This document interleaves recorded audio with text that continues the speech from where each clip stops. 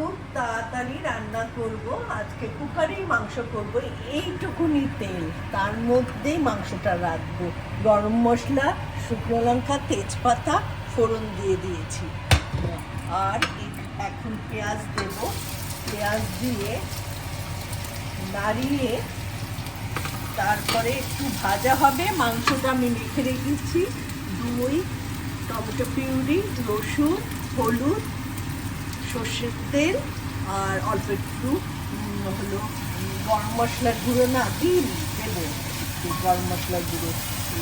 মাংসটা দিয়ে নাড়িয়ে টাড়িয়ে তারপরে আর এটা শুক্তো করছি, খুব তাড়াতাড়ি শুক্তোটা করছি। সব সবজি আমি অল্প একটু পাঁচফোড়ন তেলের মধ্যে, তেজপাতা পাঁচফোড়ন দিয়ে তেলের মধ্যে সবজিগুলো নাড়িয়ে তারপরে জল, হলুদ, নুন দিয়ে দিয়েছি, আদা বাটা দিয়ে দিয়েছি।